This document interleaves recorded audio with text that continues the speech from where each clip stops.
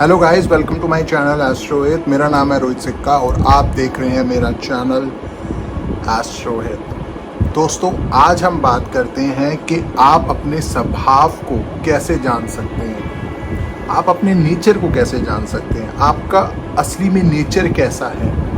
देखो, ये कोई जानने के लिए ना आप ही को अपनी मदद खुद करनी पड़ेगी। कोई बस आपको एक सपोर्ट दे सकता है, लेकिन वास्तव में आपको ही ये खुद जानना पड़ेगा कि आपका खुद का नेचर कैसा है। तो इसी वीडियो में आज मैं आपको बताऊंगा कि आप अपने स्वभाव को कैसे पहचान सकते हैं। तो चलिए फिर शुरू करते हैं।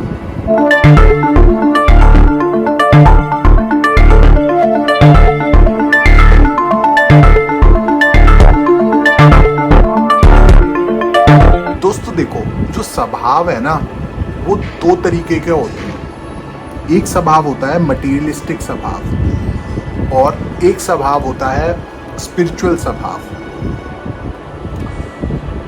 आपका जो नेचर होगा ना वो दो तरीके के हैं। एक अंदरूनी नेचर जिसको हम स्पिरिचुअल नेचर कहेंगे, और एक जो बाहर का नेचर है जैसे को हम मटेरियलिस्टिक नेचर कहेंगे। तो अब आप इसको ना पहचान कैसे सकते हो? सबसे पहले तो हम ये समझते हैं कि मटेरियलिस्टिक नेचर और स्पिरिचुअल नेचर होता क्या है। मटेरियलिस्टिक नेचर ना वो चीज़ होती है जो कि आपको आपके पेरेंट्स, सोसाइटीज, एनवायरनमेंट, इन सब चीज़ों से मिलती है।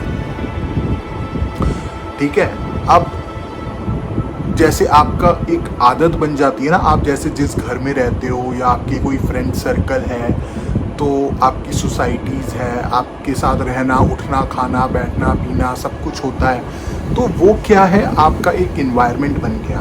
ठीक है, और उसके थ्रू आपकी आदत बन गई। ठीक है, तो इसको हम कहेंगे मटेरियलिस्टिक नेचर, जो आपको सोसाइटी, पेरेंट्स सब ने दिया है। और एक नेचर हो गया जिसको हम कहते हैं स्पिरिचुअल नेचर, जो कि ना सबका सेम होता है। मटेरियलिस्टिक नेचर सबका अलग अलग हो सकता है, लेकिन जो स्पिरिचुअल नेचर होगा ना वो सबका सेम रहेगा।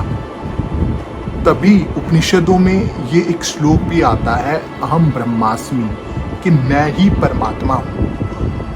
ठीक है, जब हम स्पिरिचुअल में जाते हैं ना तो हमें पता चलता है कि हम अलग नहीं है, हमारा नेचर एक ही है, और वो नेचर परम ब्रह्म का ही नेचर है, परमात्मा का ही नेचर हमारा नेचर है। तभी हम कभी बोलते हैं ना कि हम सब एक हैं। हम सब एक है का मतलब है कि हमारा जो नेचर है, हमारा जो स्वभाव है, वो स्पिरिचुअली वो एक ही है, और वो स्पिरिचुअल स्वभाव है आनंद का, ब्लिस का, एक्सटेसी का। ठीक है, जिसको हम डिफाइन नहीं कर सकते। जब आप अपने अंदर जाते हो, अपना इनर पीस ढूंढते हो, तो आपको शून्य मिलता है, आपको एक तरह की ब्लिसनेस फील होती है जिसको हम डिफाइन भी नहीं कर सकते। ठीक है, वो स्वभाव तो सबका सेम है। अगर आपने देखा हो कोई प्याज को, ठीक है, आपने प्याज देखा है, प्याज में क्या होता है, प्याज जो ओनियन होता है, अगर हम उसका छिलका उतारें तो ऊपर ऊपर किसी की मोटी परत होती है, फिर उसमें स्मॉल परत होती है, हम उतारते जाएं उतारते जाएं उतारते जाएं उतारते जाएं, तो क्या होता है, एंड में जाके हमें कुछ नहीं मिलता, शून्य मिलता है। ठीक है, पूरे छिलके उतर जाते हैं लेकिन अंदर कुछ भी नहीं होता।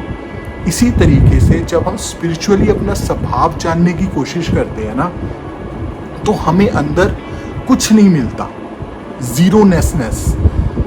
ठीक है, जिसको हम ब्लिस कहते हैं, उसको तो हम आनंद कहेंगे। वो स्वभाव तो स्पिरिचुअली स्वभाव है। अगर उसको पा लिया तो फिर तो कुछ पाने को बचता ही नहीं। ठीक है, ये स्वभाव हो गया आपका स्पिरिचुअल।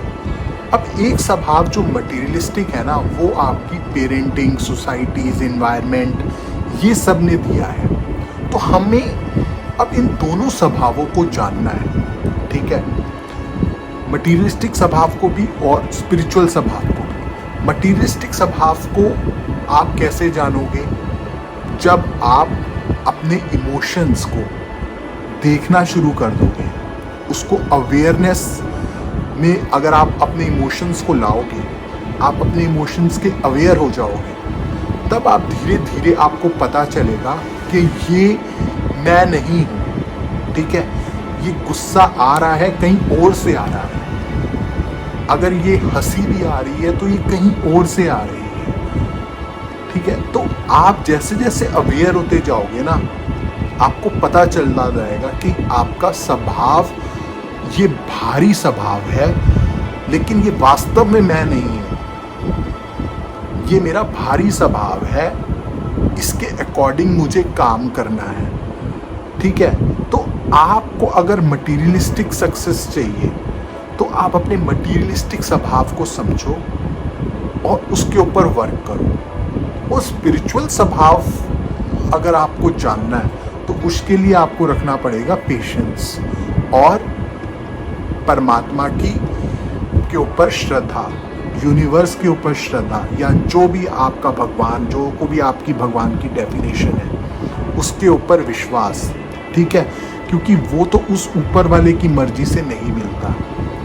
ठीक है, मटीरियलिस्टिक स्वभाव को जानना हम देख सकते हैं। अब मैं आपको ना इसका एस्ट्रोलॉजिकल एंगल भी समझाता हूँ। एस्ट्रोलॉजिकल एंगल से अगर हम अपने स्वभाव को कैसे देख सकते हैं, देखो जो कुंडली का फर्स्ट हाउस होगा ना, वो आपको बताता है आपकी पर्सनैलिटी, आपकी बॉडी लैंग्वेज, आपका स्वभाव, आपका नेचर। उसके अंदर कौन सी राशि होगी या कौन से प्लैनेट्स सिट होंगे, तो वैसा स्वभाव आपका होगा।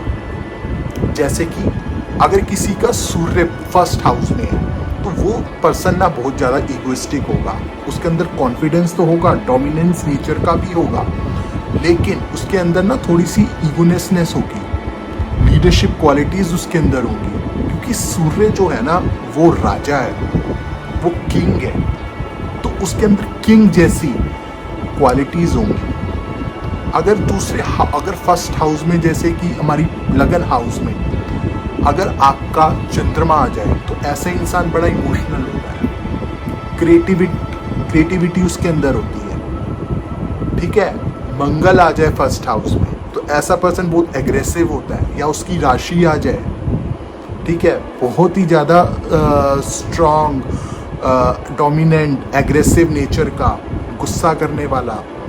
ठीक है, अगर आपका बुध आ जाए तो ऐसा बंदा कम्युनिकेशन स्किल्स में बड़ा अच्छा होता है, उसका माइंड बड़ा शार्प होता है। ठीक है, तो हम फर्स्ट हाउस से देख सकते हैं कि आपकी पर्सनैलिटी, आपका स्वभाव कैसा रहेगा एस्ट्रोलॉजिकली। और स्पिरिचुअल एंगल भी मैं आपको बताता हूँ। देखो, स्पिरिचुअल एंगल देखने के लिए आपको करना पड़ेगा मेडिटेशन,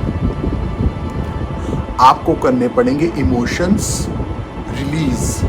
आप जितने अपने इमोशन रिलीज करते जाओगे ना और अवेयर होते जाओगे तो आपको अंदर उतने स्पिरिचुअल होते रहोगे। और मेडिटेशन करो।